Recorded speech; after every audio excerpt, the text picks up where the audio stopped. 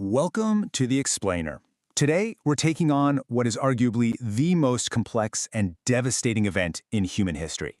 But, we're not just going to look at the massive battles or trace those giant arrows across a map. No, we're going to dig into how this colossal global conflict was sparked, fought, and eventually won through some seriously bizarre, highly specific turning points that honestly feel like they're ripped straight out of a Hollywood movie script. But hey, before we get to the wild tactics and trickery, we really need to pause and recognize the sheer human cost here. Over 70 million dead. Let that sink in. This was the single deadliest event in all of human history. We're talking about whole cities literally wiped off the face of the earth in a single afternoon. The scale of devastation is, well, it's almost impossible to fully wrap your head around.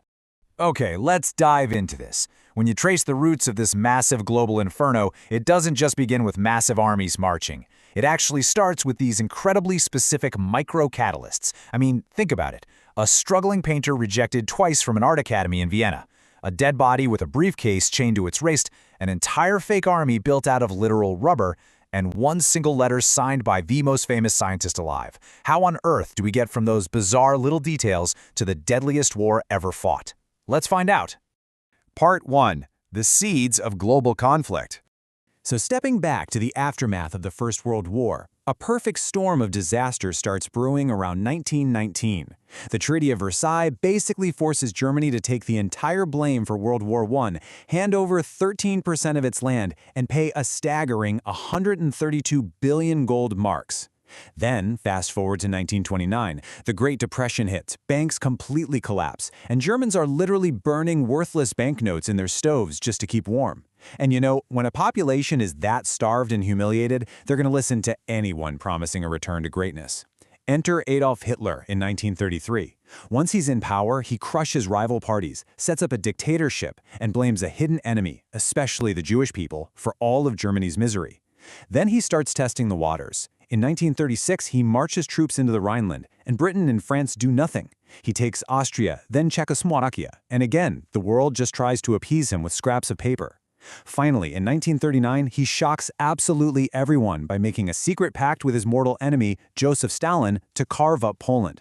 The stage is set. Part 2. Lightning War and Early Conquests.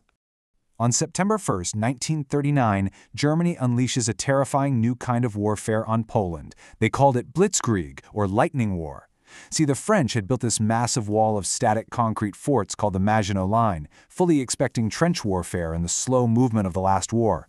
But Blitzkrieg? It completely bypassed those old concepts. By using massed tanks, screaming dive bombers, and incredibly fast infantry, the Germans punched massive holes right through defensive lines. Poland was completely crushed between Germany and the Soviets in just 5 weeks. And by the spring of 1940, the Germans bypassed that mighty Maginot Line entirely by just smashing right through the dense Ardennes forest. The sheer speed of that German advance was so overwhelming that it trapped the best of the British and French armies right against the sea at a little town called Dunkirk. Honestly, this should have been the end of the war right there.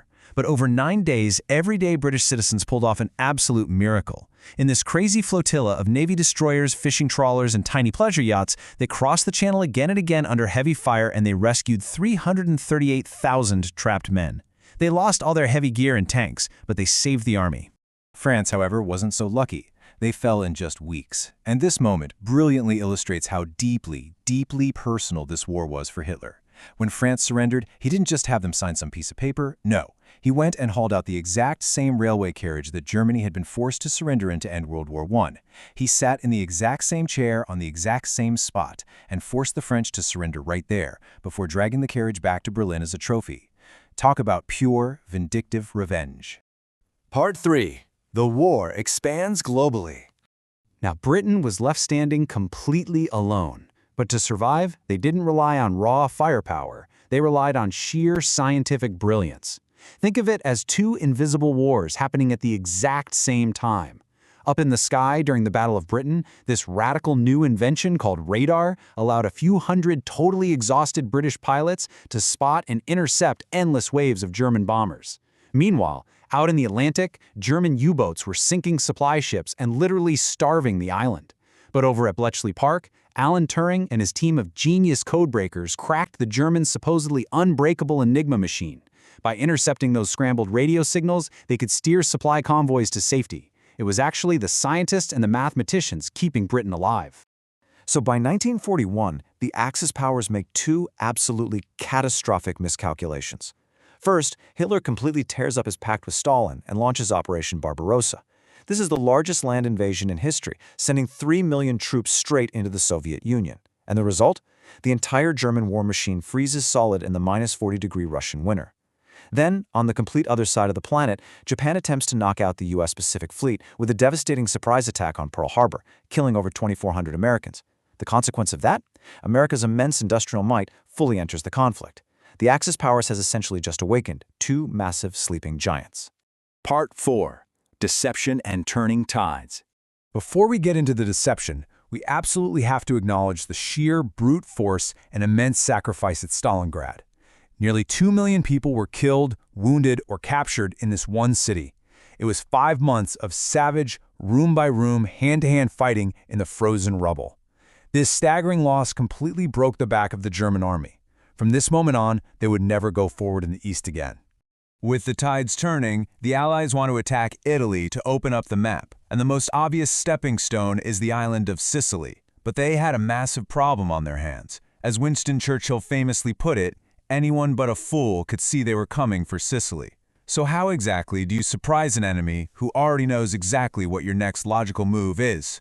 Well, the solution was Operation Mincemeat, which is just an act of sheer absurdity. Check this out. British intelligence took the corpse of a deceased homeless man, dressed him up as a Royal Marine officer, handcuffed a briefcase full of fake top-secret plans to his wrist, and just floated his body off the coast of Spain.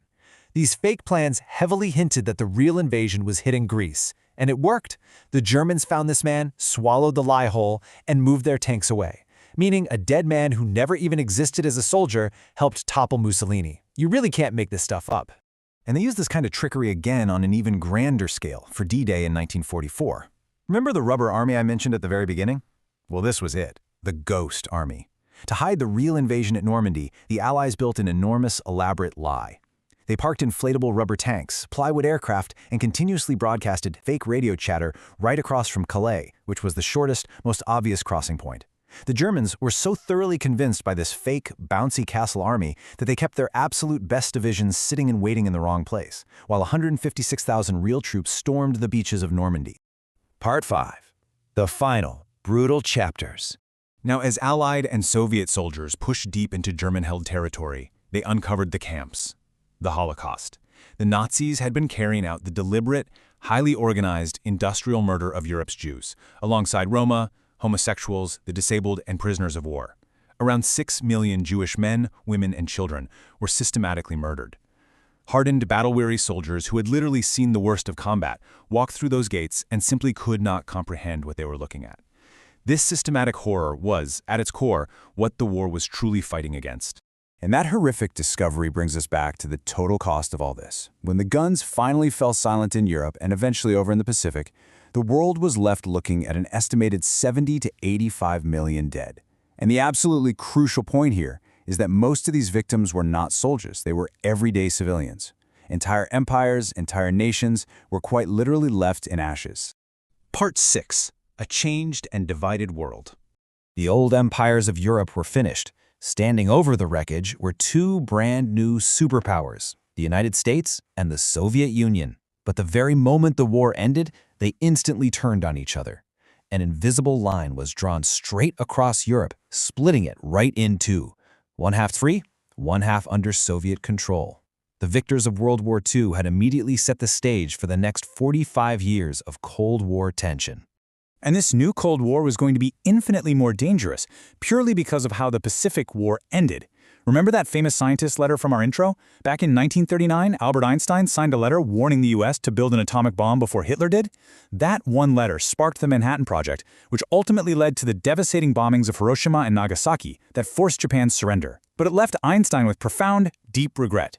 He later stated, "I made one great mistake in my life. He had helped unlock the most destructive force in human history, a weapon that these two new superpowers were now aiming directly at each other."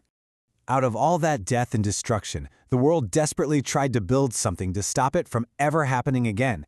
They founded the United Nations on a very simple, very desperate promise: Never again. But armed with the world-ending weapons born from this very conflict, we really have to ask ourselves, can our modern world truly keep that fragile promise? Thanks for joining me on this explainer, and I'll see you next time.